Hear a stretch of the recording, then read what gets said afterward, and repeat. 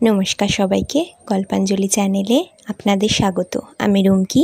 আমার আজকের নিবেদন শিবরাম চক্রবর্তী রচিত ছোট গল্প বিজ্ঞাপনে কাজ দেয়।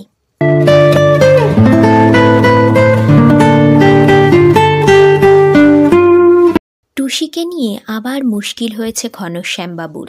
রবিবার দিন আপিসের তাড়া নেই, তাই একটু দেরি করে ওঠেন তিনি। সেদিনও 7টা বাজিয়ে উঠেছেন। উঠে দেখেন টুসির কোনো পাত্তা নেই। যা সন্দেহ করেছিলেন তাই। পকেট হাতড়ে দেখলেন ট্রামের মান্থলিখানাও হাওয়া। ছুটির দিনে ভোরে উঠেই হাওয়া খেতে বেরিয়েছে টুসি। ফিরল 12টা বাজিয়ে, প্রায় 1টার কাছাকাছি। ছিলি কোথায় এতক্ষণ? 12টা বাজি। আমার মান্থলি নিয়ে বেরিয়েছিস? কত বলেছি এটা বেআইনি। তাছাড়া মান্থলির মধ্যে আমার বন্ধুদের বাড়ি বেড়াতে গিয়েছিলাম। 10:30টার শোয়ে সিনেমা দেখে ফিরছি, জানালো টুসি। বুঝলে দাদু, ছবিটাই কি মারামারি কাটাকাটি! উফ, কি মারামারি যে কি বলবো। বুঝেছি, কিন্তু মান্থলির খাপের ভেতর 200 কত টাকা ছিল না? 207 টাকা ছিল যেন, কিন্তু এখন আর তা নেই। আমরা বন্ধু মিলে সিনেমা দেখলাম না। আর এতক্ষণ অবধি না কিছু খেয়ে থাকা যায়? রেস্তোরাঁয় খেতেও হলো। বেশি খায়নি দাদু, 1খানা করে মোগলাই পরোটা আর 1 প্লেট করে কষা কারি। কে তার্থ করেছ? এখন দাও তো আমার মান্থলি আর 200 টাকা। পকেটে হাত দিয়ে টুসি আঁতকে ওঠে। ওমা, কোথায় গেল মান্থলিটা? এ পকেট ও পকেট হাতড়াই, প্যান্টের পকেট পর্যন্ত। না, হাফ প্যান্টের পকেটেও তো নেই। নিশ্চয় পড়ে গেছে কোথাও, ট্রামেই পড়েছে নিশ্চয়ই। 2খানা 100 টাকার নোট ছিল যে রে, আর খুচরো 7 টাকা। 7 টাকা নেই বলেছি তো। 200 টাকাই রয়েছে যেন। রাগে উথলাতে থাকেন ঘনশ্যাম। পড়ে গেছে না হাতি, বন্ধুদের কেউ হাতিয়ে নিয়েছে নিশ্চয়। যা সব বন্ধু, নয়তো কেউ পকেট মেরেছে নিঘাত। আমার বন্ধুরা তেমন নয়, টুসির প্রতিবাদ। তারাও আমায় খাওয়ায়, সিনেমা দেখায়, তাই আমিও তাদের দেখালুম। আর আমার পকেট মারবে এমন কেউ জন্মায়নি এই কলকাতায়। তুই নিজেই তো একটা পকেট মার। আমার পকেট সাফ করাই তো তোর কাজ। বদ ছেলেদের পাল্লায় পড়ে দিনকে দিন উচ্ছন্নে যাচ্ছিস। তোকে আমি ত্যায্যপুত্র করব। ত্যায্যপুত্র কি করে হবে দাদু? আমি তো তোমার পুত্র নই। ত্যায্য নাতি করে দেব তোকে। ত্যায্য নাতিও হয় না দাদু, শুনিনি কোনো কালে। হয় না, হবে। হলেই দেখতে পাবি। আমার সব বিষয় আশয় থেকে বঞ্চিত করব তোকে। বিষয় আশয় আমার চাই নে দাদু, ও নিয়ে আমি কি করব? বলে টুসি। সত্যি, দাদুর বিষয়ের কোনো আশাই সে করে না। সে বিষয়ে তার উৎসাহই নেই। কেবল দাদুর পকেটটি তার লক্ষ্যস্থল। সেই সম্বল বজায় থাকলেই ঢের। আমি তোর অনেক অত্যাচার সয়েছি, কিন্তু আর না। আজই আমি খবর কাগজে বিজ্ঞাপন ছাপিয়ে সবাইকে জানিয়ে দিচ্ছি যে তোর সঙ্গে আমার আর কোনো সম্পর্কই নেই। এখনই আমি চললাম কাগজের আপিসে। খবরের কাগজে যাচ্ছই যখন দাদু, তখন ওই সঙ্গে মান্থলিটার জন্যও একটা বিজ্ঞাপন দিয়ে দাও না। এই বলে যে যদি কোনো সদাশয় ভদ্রলোক আমার মান্থলি টিকিটটি খুঁজিয়া পান, তাহা হইলে দয়া করিয়া। দয়া করিয়া সে আমি বুঝব। তোমাকে আর উপদেশ দিয়া আমার মাথা কিনতে হবে না। কেন, পাওনি তুমি একবার খুঁজে? সেই যেবার হারিয়ে গেছিলাম রাত দুপুরে তোমার কলিকের ওষুধ কিনতে গিয়ে। খবর কাগজে বিজ্ঞাপন দিয়ে পাওনি আমায় তুমি? বিজ্ঞাপন দিতে না দিতেই তো পেয়ে গেছিলে আমাকে। বিজ্ঞাপনে কাজ হয় দাদু। সে কথা কানে না তুলে ঘনশ্যাম বেরিয়ে পড়েন। খবর কাগজের আফিসে পৌঁছে বাল্যবন্ধু বটক্রেষ্টর সঙ্গে দেখা। এই যে ঘনশ্যাম ভায়া, যে অনেক দিন পরে দেখা, তাই এখানে কি করতে শুনি? সুধান বটকেষ্ট। একটা বিজ্ঞাপন দিতে এসেছি ভাই, বলো না আর। বকা ছেলেদের পাল্লায় পড়ে আমার নাতিটা গোল্লায় গেছে। বিজ্ঞাপন দিয়ে ভাবছি ওকে ত্যায্যপুত্র করে দেব। ত্যায্যপুত্র বা ত্যায্য নাতি, যাই বলো। ও বাবা, এ যে দেখছি নাতি বৃহৎ ব্যাপার। বটকেষ্ট অবাক হলো।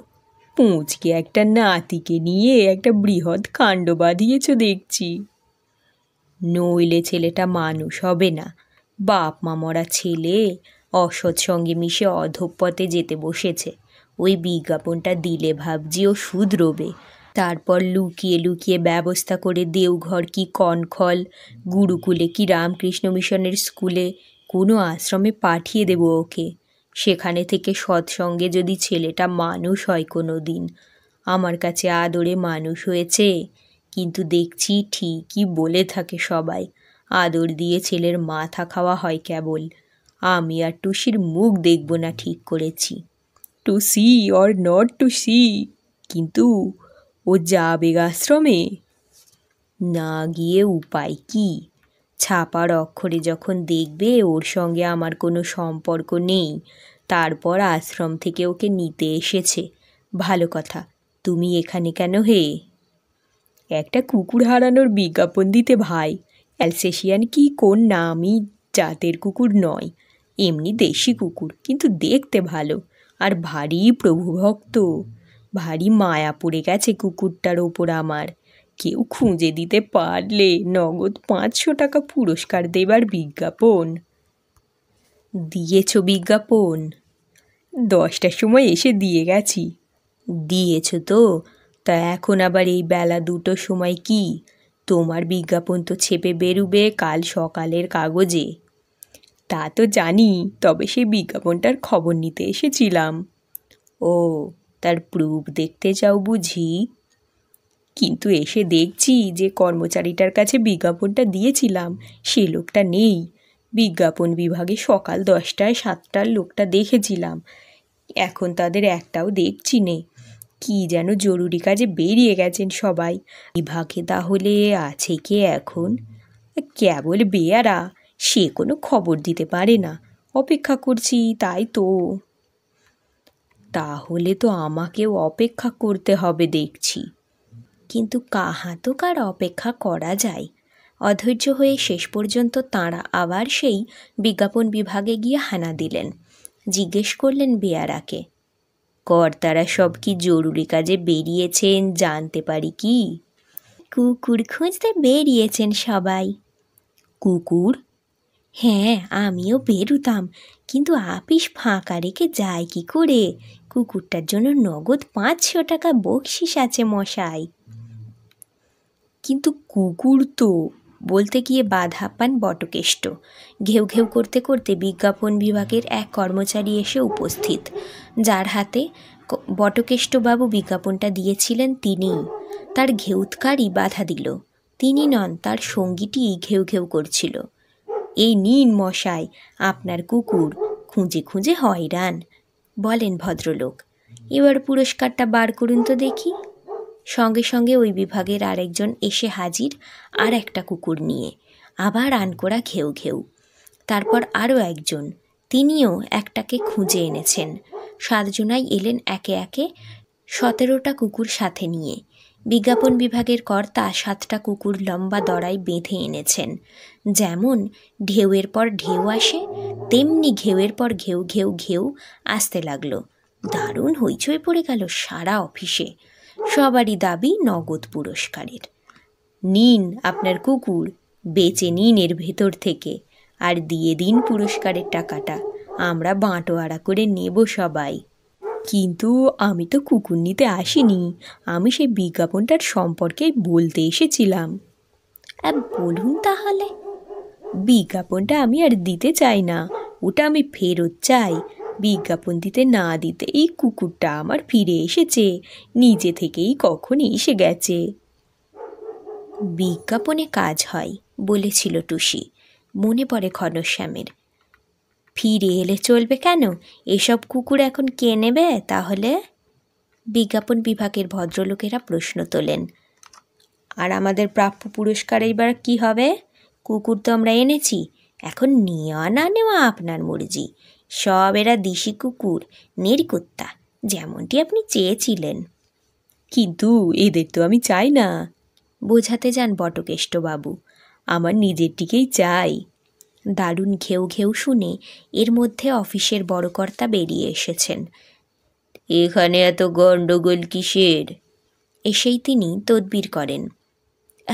ইনি, এর কুকুর সব নিয়ে যেতে বলছি একে, ইনি নিচ্ছেন না কিছুতেই। নিয়ে যান আপনার কুকুরদের, হুকুম দেন বড় কর্তা। দারোয়ান, ইন লোগো কো নিকাল দেও। দারোয়ানরা এসে দড়ি সমেত কুকুরগুলো বটকেষ্টর কোমরে জড়িয়ে দেয়। আর নিয়ে যান আপনার কুকুর মশাই, আপনি আমাদের চাকরি খাবেন দেখছি। কুকুরের দলবল সহ বটকেষ্টকে তারা গলির মোড় অবধি পার করে দিয়ে আসে। তারপর সদল বলে বটকেষ্ট চলে গেলেন। আসেন আরেক ভদ্রলোক। হারানো প্রাপ্তি নিরুদ্দেশ বিভাগে আমি একটা বিজ্ঞাপন দিতে এসেছি। দিন। বিজ্ঞাপন বিভাগ থেকে তাকে বলা হয়। কিন্তু আমরা কুকুর হারানো কোনো বিজ্ঞাপন নেব না, কুকুরের বিজ্ঞাপন একদম নেওয়া হয় না। না না, কুকুর নয়, হারানোর বিজ্ঞাপনও না। আমি একটা ট্রামের মান্থলি টিকিট খুঁজে পেয়েছি। আজ বেলা 12:30টার সময় ট্রামের মধ্যেই পড়েছিল মান্থলিটা। বিশদ বিবরণ দিন। বিজ্ঞাপন বিভাগের কর্মচারী কফি লিখে নিতে তৈরি হন। মান্থলিটার খাপে জিএইচ মার্কা মারা। জিএইচ? লাফিয়ে ওঠেন ঘনশ্যাম। ও তো আমারই মান্থলি, আমার নামই ঘনশ্যাম ঘাই, তারই আদ্যাক্ষর জিএইচ। হ্যাঁ তাই নাকি? বলুন তো আর কি ছিল সেই মান্থলির ভেতর? 100 টাকার 2খানা নোট, মোট 200 টাকা। কিছু খুচরোও থাকতে পারে, নোটের নম্বরও দিতে পারি। তার জন্য দয়া করে আমার বাড়িতে পায়ের ধুলো দিতে হবে একবার। আমার নোটবুকে টোকা আছে নম্বর। তার দরকার নেই, এই নিন আপনার মান্থলি আর টাকাটা।